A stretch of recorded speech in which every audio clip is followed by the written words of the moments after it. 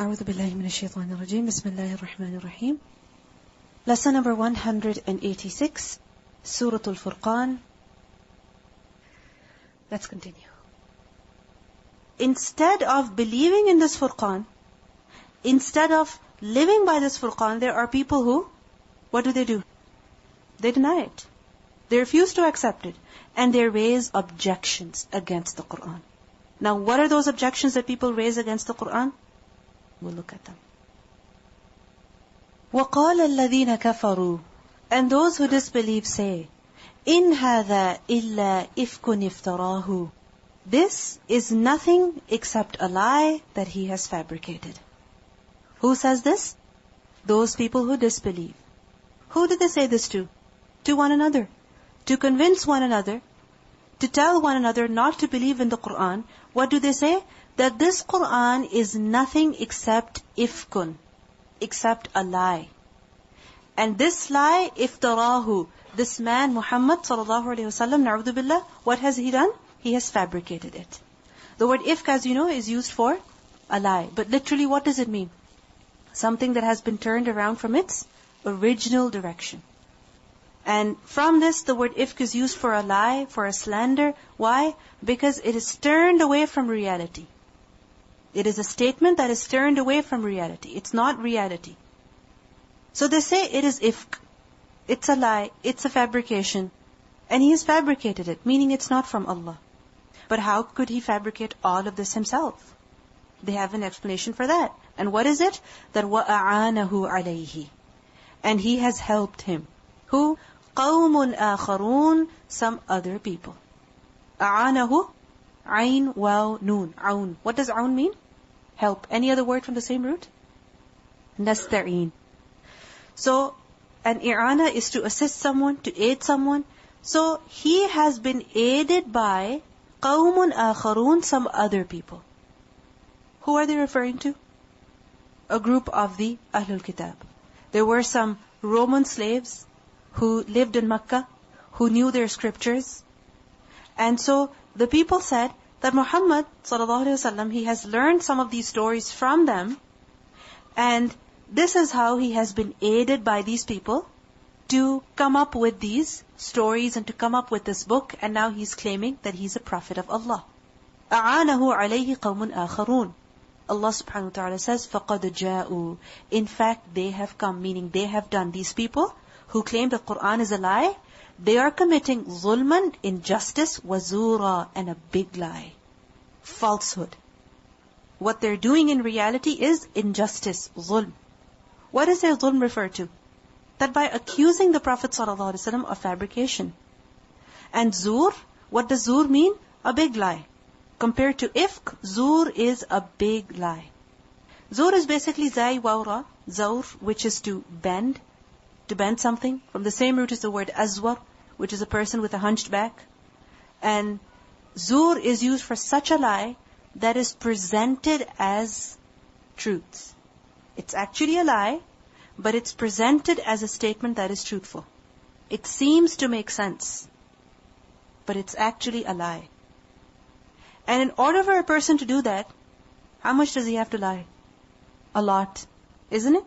To present something falsehood as truthful, you have to lie a lot. You have to exaggerate a lot. This is why the word zur is used for a big lie, and especially a lie that is against the truth.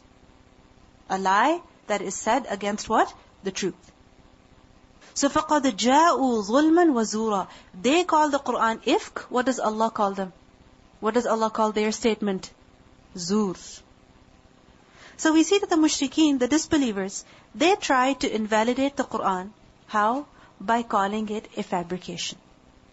By saying that the Prophet ﷺ had invented it with the help of some Romans who told him many stories.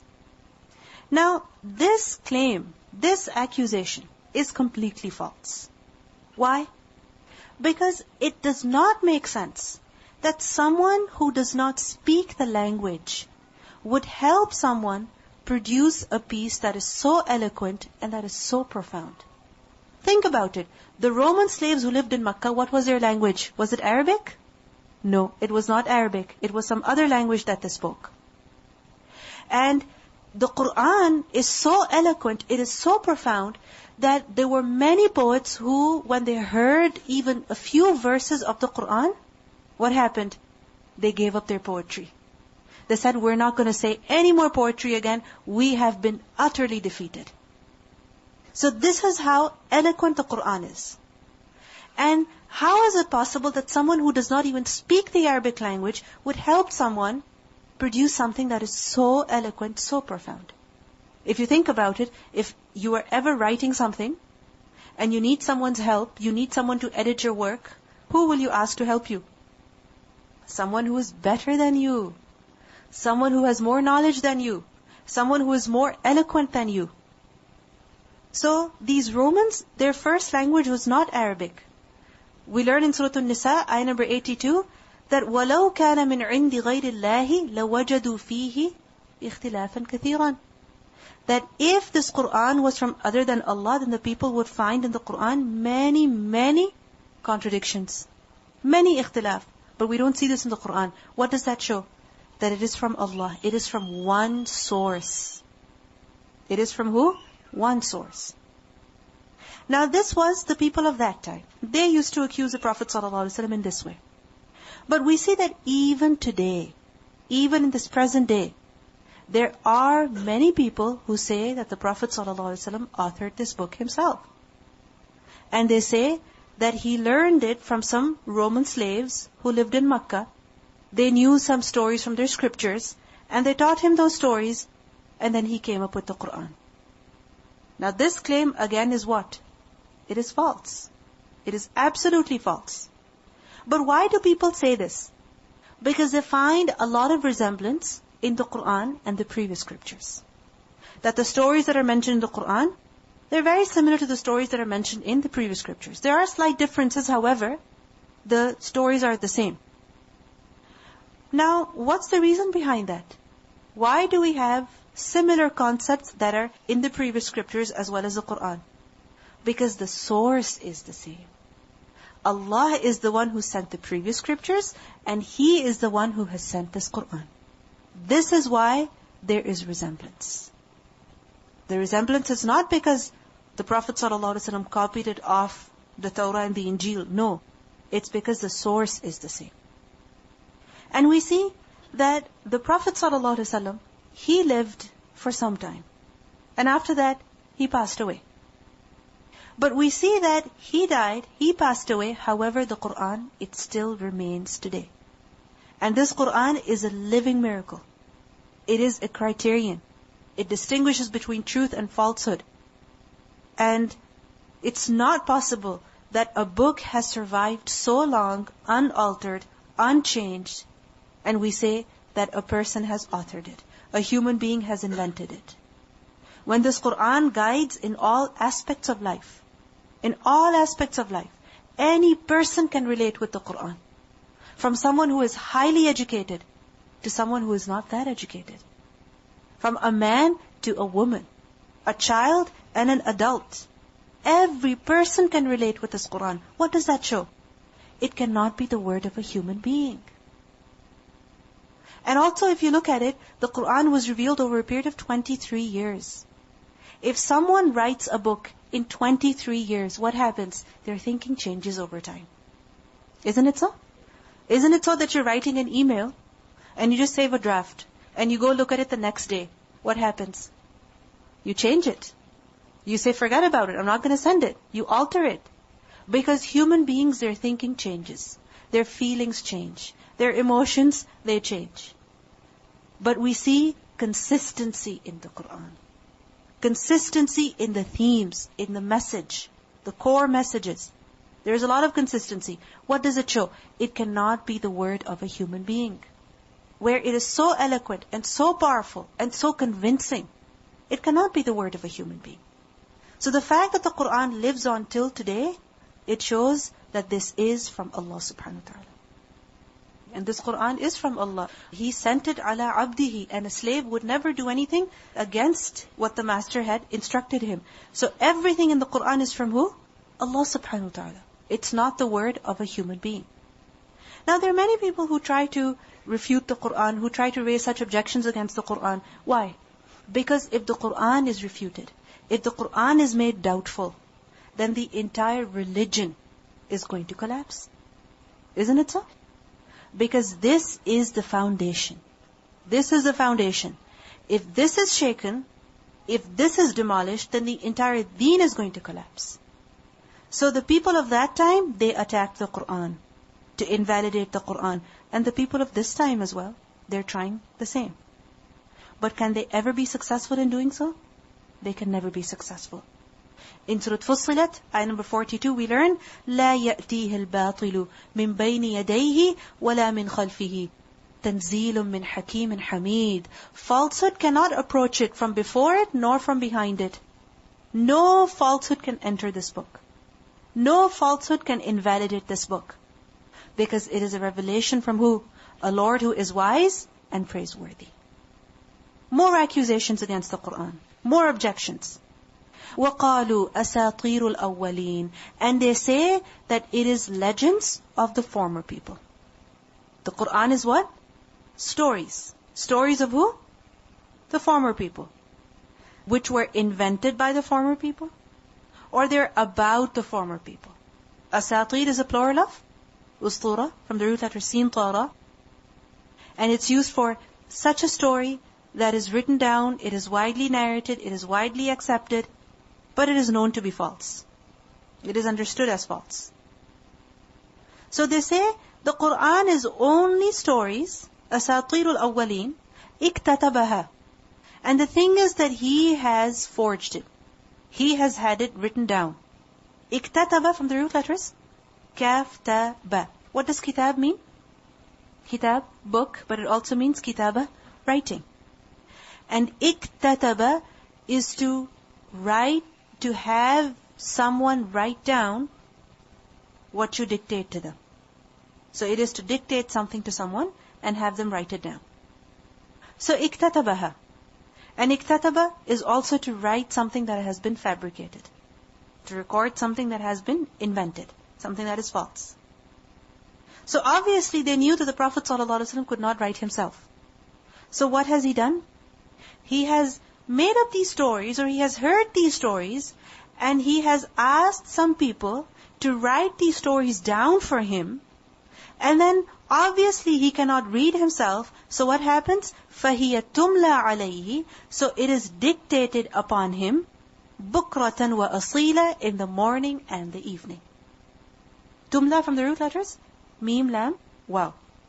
Mim, Lam, Waw. Imla from mal is to walk briskly, to run. Imla is that one person is speaking and the other is writing. One person is speaking and the other is writing. So فَهِيَ تُمْلَى عَلَيْهِ. It is dictated to him in the morning and the evening. Why? So that he can memorize those stories. Or that he can repeat them over and over again in different ways. Because if you look at it, some stories in the Qur'an, they are repeated. Many things are actually repeated in the Qur'an. Isn't it so? The story of Musa a.s. is repeated so many times. So many stories of Ibrahim a.s. are mentioned. Stories of Lut a.s., Shu'aib a.s., Salih a.s. All of the prophets are repeatedly mentioned in the Qur'an. And it's not just the stories, but it also certain concepts. Like for example, the concept of the rain coming down from the sky and how the earth becomes green. This is mentioned repeatedly. Isn't it so? So there are certain stories and there are certain concepts which are repeated in the Qur'an.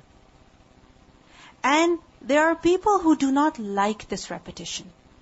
And they say that, see, there is so much repetition in the Qur'an. This is an evidence that he has invented this book himself. The fact that there is repetition in the Qur'an is an evidence that Muhammad ﷺ has invented it himself. That he has come up with some stories with certain things. He has made sure that they're recorded and that he does not forget them. He has people read these stories to him over and over again, and then he presents them in different ways. You understand? Like for example, if you use one main ingredient, then what will you do? You will use that ingredient in different dishes. You will make it in one way one time, another way another time. right? But you're using the same thing over and over again. Why? Because that's what you have. Similarly, he has these stories, and he presents them in various ways, and he comes up with different stories, different versions every time. Now, what's their main objection? Why is there repetition in the Qur'an? This is what they're using to refute the Qur'an. Now, is there some reason behind the repetition that's in the Qur'an? Of course. If you think about it, when do you repeat something? Why do you repeat something? When it is important.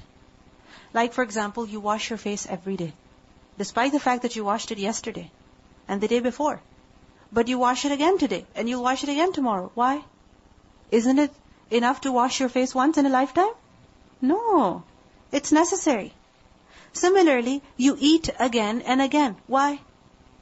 Because it's necessary. You ate yesterday, you ate the day before, but you will eat again. Why? Because eating today is necessary. Similarly, you love your children. You tell your children, I love you.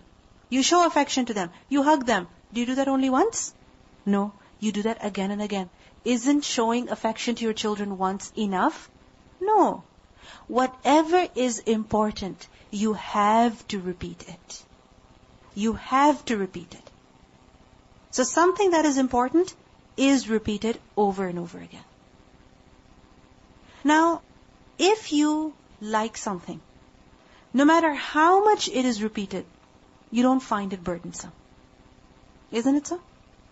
If you love hugging your child, you will not find it a burden to hug your child every day. But if you don't like to do something, like for example, you don't like washing dishes, every time you have to wash dishes, you want to look away. You don't want to go into the kitchen. Isn't it so? Something that you like doing, you don't mind repeating it. And something that you don't like, you cannot bear it when it's being repeated. So we see that the repetition in the Qur'an, it is a source of joy for some people. They learn new things every time. They feel new things every time. But for other people, it's a source of irritation. They say, what is this? Again, the same story is coming. Again, the same concept is being mentioned. Can we not get past this? Why? Because they don't like those things. They don't like those concepts. And remember that when it comes to ta'aleem, when it comes to teaching a concept, you have to repeat. This is why, when it comes to learning the lesson, you have to repeat it 7 times. You have to. Because if you don't repeat it 7 times, you will not be able to remember it. You might get by for that day, for that week, for that test, but after some time, you will forget. So repetition is necessary for learning, so that what you are learning takes root in the heart and mind. Like for example, when it comes to marketing, if a certain product is being sold, it's new, you will see its advertisement on the billboard, you will see it on the buses, you will see it on bus stops, isn't it so? Then you will see it on the television again and again and again. Why? Because they want to embed that thing in your mind. So that the next time you go to the store, you look for that product. Next time you go to the mall, you go to that store. They want to make sure you buy it. They want to make sure it becomes a part of you. This is why there is repetition in the Qur'an as well. Because the Qur'an does not just give us information, does not just give us facts. This is it, and this is a fact, and this is a fact. No. The purpose of the Qur'an is what? لِيَكُونَ لِلْعَالَمِينَ نَذِيرًا. The purpose of the Qur'an is to guide people, to warn people. And in order to guide, in order to bring about a change, repetition is necessary. Repetition is necessary. In order for something to make sense to you, in order for something to become a part of you, in order for something to bring about a change in you, you need to hear it again and again. You need to see it again and again. So this is the reason behind the repetition in the Qur'an. But there are people who do not tolerate this repetition. Why? Because they don't like the Qur'an. Allah subhanahu wa ta'ala says, قُلْ, say to them, أَنزَلَهُ, He has revealed it. Who has revealed the Qur'an? الَّذِي يَعْلَمُ السِّرَّ فِي السَّمَاوَاتِ وَالْأَرْضِ. The one who knows the secret that is within the heavens and the earth. He does not just know the secrets of the earth, He does not just know the secrets of the heavens, but He knows the secrets of the heavens and the earth. إِنَّهُ كَانَ غَفُورًا رَحِيمًا. Indeed, He is ever forgiving and merciful. We see in this ayah that Allah subhanahu wa ta'ala is defending His book. He is defending His messenger. And He mentions the reason why He sent the book earlier. That this book is not an ordinary book. This book has been revealed by the one whose knowledge encompasses all things. It's not an ordinary book. Why? Because it has been sent by someone whose knowledge encompasses all things. He knows the secrets, He knows the unseen, not just of the earth, but also of the heavens. This is the knowledge of Allah. And this is why this Qur'an is accurate. This is why this Qur'an is a source of guidance. Because it is from who? Allah subhanahu wa ta'ala. There are many people as well who want to help others, who want to guide others, who want to, make them think positively, who want to bring about a change in others. But because their knowledge is limited, they cannot really help others. Isn't it so? Like for example, there are many doctors, many psychologists, many counselors out there who are trying to help people. But why are they not completely successful? Because they don't know. They don't know everything. Like for example, the person who's coming to you for counseling. You can tell them what to do based on whatever they have told you. It's possible they have not given you the entire story. Can you help them? No. Even if they've given you the entire story, your experience, your knowledge is limited, you cannot help them fully. So the fact that your knowledge is limited, you cannot really help people. But Allah subhanahu wa ta'ala's knowledge, it is complete. It is complete. He knows about everything. This is why this book is a source of guide for everyone. This is why this book is a source of guidance for who? For everyone. So, Allah subhanahu wa ta'ala's knowledge, because it is complete, He knows the apparent, He knows the hidden, He is alim al-ghaybi wa shahada. This is why this book is beneficial. In Surah Taha, ayah number 7, Allah subhanahu wa ta'ala says, وَإِن تَجْهَرْ بِالْقَوْلِ فَإِنَّهُ يَعْلَمُ السِّرَّ وَأَخْفَى. And if you speak aloud, then indeed He knows the secret and what is even more hidden. This is how complete His knowledge is. In Surah Mulk, ayah 14, we learn, أَلَا يَعْلَمُ مَنْ خَلَقَ وَهُوَ اللَّطِيفُ الْخَبِيرُ. Does He who created not know, while He is the subtle, the acquainted? Of course He knows. In Surah An-Naml, ayah 74, we learn, وَإِنَّ رَبَّكَ لَيَعْلَمُ مَا تُكِنُّ صُدُورُهُمْ وَمَا يُعْلِنُونَ. And indeed your Lord knows what their breasts conceal and what they declare. Everything He knows about it. And this is an evidence that the Qur'an contains nothing that is false. Nothing that is against reality. People's thinking, people's ideas, they keep changing. But what is in the Qur'an? That is final. In Surah An-Nisa, ayah 82, we learn, وَلَوْ كَانَ مِنْ عِنْدِ غَيْرِ اللَّهِ لَوَجَدُوا فِيهِ اخْتِلَافًا كَثِيرًا. The fact that this Qur'an is from Allah, this is why you don't find any contradiction. وَقَالُوا, and they say, more objections. مَا لِهَذَا الرَّسُولِ. Now, first, the objections against the Qur'an are mentioned. And then Allah subhanahu wa ta'ala refutes them. Now the objections against the Prophet ﷺ are mentioned. That the people say, the disbelievers, they say, مَا لِهَذَا الرَّسُولِ. What is wrong with this messenger? What kind of a messenger is this? That يَأْكُلُ الطَّعَامِ. He eats food. What kind of a messenger is he that he needs to eat food just as we do? وَيَمْشِي فِي الْأَسْوَاقِ. And he walks in the markets. Aswaq is a plural of suq. He walks in the marketplaces. Why? To earn a living. Just as we need to. لَوْلَا أُنزِلَ إِلَيْهِ مَلَكٌ. If he is really a messenger, then how come an angel was not sent down to him? Why? To help him, to aid him, to support him, to go to the marketplace for him, to serve him, to assist him. Like for example, if someone is very prestigious, if someone is very, very important, then do they do everything themselves? No. They have many people who are guarding them, who are protecting them, who are doing their work for them. So this man, he claims to be a messenger. But look at him, he eats food, and on top of that, he has to go buy stuff himself. He has to go earn a living.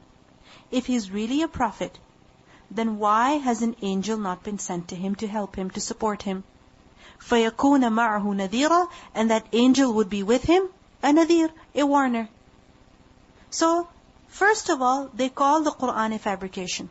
And then they say, we will not believe in a messenger who is a human being just like us, who needs to eat just as we eat. Because if he needs to eat, and if he needs to go earn a living, then there is nothing special about him. He does not have any precedence over us. You understand why they're saying this? There is nothing special about him. He has no precedence over us. He goes to the same places that we go to. He does the same things that we do. So how can he be a messenger? And if he was a messenger, he would be accompanied by the angels. But we don't see any angels around him. Important people are always surrounded by others. But we don't see him being surrounded by any angels. In Surah Al-Zukhruf, ayah 53, we learn, فَلَوْلَا أُلْقِيَ عَلَيْهِ أَسْوِرَةٌ مِّن ذَهَبٍ أَوْ جَاءَ مَعَهُ الْمَلَائِكَةُ مُقْتَرِنِينَ. If he is a messenger, then why have there not been placed upon him bracelets of gold, or come with him the angels in conjunction? If he's a prophet, why does he need to make money? Why doesn't money just come to him? Why isn't he so wealthy? In Surah Al-Mu'minun, ayah 33-34, we learn, مَا هَذَا إِلَّا بَشَرٌ مِثْلُكُمْ يَأْكُلُ مِمَّا تَأْكُلُونَ مِنْهُ وَيَشْرَبُ مِمَّا تَشْرَبُونَ وَلَئِنْ أَطَعْتُمْ بَشَرًا مِثْلَكُمْ إِنَّكُمْ إِذًا لَخَاسِرُونَ. That this is not but a man like yourselves. He eats of what you eat, he drinks of what you drink. And if you obey a human being, then you would be losers. So this is how the people, they raised false propaganda against the Prophet ﷺ. That there is nothing special about him. So why should we believe him? And they continue, أَوْ يُلْقَى إِلَيْهِ كَنْزٌ. Or how come a kanz, a treasure, has not been given to him? Kanz is from the root letters, kaf, nun, zai, and kanz is used for a lot of wealth, a heap of wealth. And in particular, it's used for such wealth that is also hidden. So if he's a messenger, how come he's not rich? How come he does not have a kanz? أَوْ تَكُونُ لَهُ جَنَّةٌ. Or he should have a garden, يَأْكُلُ مِنْهَا, that he should eat from. If you notice, they're contradicting themselves. Earlier they said, how come he eats? And now they say, how come he does not have a garden from which he can eat? They contradict themselves. So what do we see? Their main objection was that why isn't he rich? Why doesn't he have a lot of money and a lot of power? Because unfortunately many people, if they want to see that someone is true, someone is right or not, what do they look at? His worldly status. Is he wealthy? Is he powerful? Does he have authority? If he does, he's right. And if he doesn't, then don't listen to him. But we see that the messengers, the prophets of Allah, they were not given a lot of worldly things. Many prophets were given a lot, like for example, Sulaiman alayhi salam. Who else? Ayyub alayhi salam. But there were many other prophets who were not given a lot of worldly things. And we see that the Prophet ﷺ, before he received prophethood, he was quite wealthy. He was a merchant. And his wife Khadija radiallahu anha, all of her wealth, he would go and do business with it and he would bring back a lot of profit. But when he received his prophethood, then what happened? Because he had to convey the message to the people, his work, you can say, it reduced. His time that he would spend making money, that reduced. Because obviously he had a huge responsibility on him. And with that, he suffered from financial loss. And on top of that, later on what happened? The Muslims, they suffered from the boycott, which was 3 years long. In which the Muslims, they were opposed to the extent that they were forced out of Makkah into Shirb Abi Talib. and social as well as economic sanctions were imposed on them. No one was allowed to trade with them. No one was allowed to sell anything to them. No one was allowed to socialize with them. And this is why the Prophet ﷺ, as well as the believers, have suffered from a lot of financial loss. We learned that the Prophet ﷺ said that 30 nights have gone upon me and Bilal, in which we did not find anything that a human being would eat. And when was that? In Cherb Abi Talib. 30 nights went by. Just imagine how much they suffered. So the mushrikeen, they would say, that what kind of a messenger is he? He suffers from poverty. He suffers from hunger.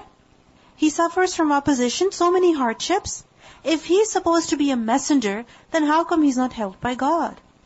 وَقَالَ الظَّالِمُونَ, and the wrongdoers say, إِن تَتَّبِعُونَ إِلَّا رَجُلًا مَسْحُورًا. You are not following except a man who is mashur, someone who is bewitched. A mashur person near the Arabs was someone who was possessed by the jinn. Mashur was understood as someone who was possessed by the jinn. Because the angel Jibreel would come to the Prophet ﷺ and they would say that your shaitan is coming to you. And similarly, the word mashur is also used for someone on whom magic has been done, so he is under the effect of magic. So, you are not following except a man who is bewitched, a man who has been affected by the jinn, who is under the effect of magic. Basically, you are following a person who has lost his mind, who has not remained himself anymore. He was very wise. He was very truthful. However, he's not remained himself anymore. Look at this accusation. But remember that this accusation is not something new. The Prophet ﷺ was called Mashur, and the Prophets before him, even they were called Mashur and Majnoon. Like we learned in Surah Al-Shu'ara, ayah number 27, that قَالَ إِنَّ رَسُولَكُمُ الَّذِي أُرْسِلَ إِلَيْكُمْ لَمَجْنُونَ. That your messenger who has been sent to you, he is Majnoon. In Surah Al-Isra, ayah 94, we learn, وَمَا مَنَعَ النَّاسَ أَن يُؤْمِنُوا إِذْ جَاءَهُمُ الْهُدَى إِلَّا أَن قَالُوا أَبَعَثَ اللَّهُ بَشَرًا رَسُولًا. What prevented people from believing was that how could a human messenger be sent? And that human messenger, they would call him a madman, they would call him insane, they would call him as someone who has been affected by magic. So this is how they try to refute the messengers. And they also try to refute the Prophet ﷺ as well. Allah subhanahu wa ta'ala says, "Unzur, look, كَيْفَ ضَرَبُوا لَكَ الْأَمْثَالِ." Look at how they strike for you comparisons. Al-amsal is the plural of misl or mathal. Look at the kind of descriptions they are giving you. At one point they call you mashur. At another point they call you an inventor. They said that iftarahu. Now if someone is inventing something so eloquent, tell me, how can he be possessed by jinn? How can he have gone mad? How can he have gone insane?